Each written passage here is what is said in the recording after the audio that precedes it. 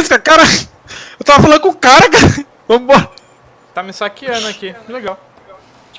Vai, mete pé, mete pé, mete pé, mete pé, mete pé. Você tá Cadê meu onde? carro, cara? Ah, não, cara. Acabou de me saquear aqui, velho. Não tem Volta como- aqui, busca nós. Volta aqui, não. Eu tô sem meu carro Deixa sumiu. eu matar. Quem que é esse cara aqui? Mano, vem aqui na favela, velho. Tão me saqueando aqui, velho. Bem atrás do Chico. Calma, estamos chegando. Americano, vambora, americano. Vamos pegar na garagem ali da DA ali, ó. Tão me dando Aqui, ó. aqui os caras. Tá, É tô PCC? chegando. PCC, meu mano. Tem que avisar que é invasão, velho. A gente não sobe favela assim do nada. Pois A é, só gente sobe assim. perseguiu. Não, é o Zé Só Pequeno. sobe assim quando é. Só sobe assim quando é ação forte. Deixa eu ir atendimento, peraí. Nós tem que denunciar, mandar um Já ticket volto. já, não adianta.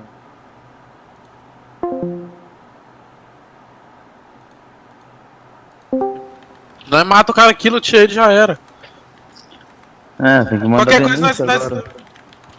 Mas se bem que se ele fugir de lá, ele vai fugir com os trem, né? É isso. Nossa, tá travado, hein, filho. Pra tu, hein? Tu tá lagadão. Aham, tá vendo? Para lá dentro não, para aqui fora, para aqui fora, para aqui fora. Eles já Meu Deus, fugiram, passa em sentido Benta, velho. Não, sobe a barragem então, filho.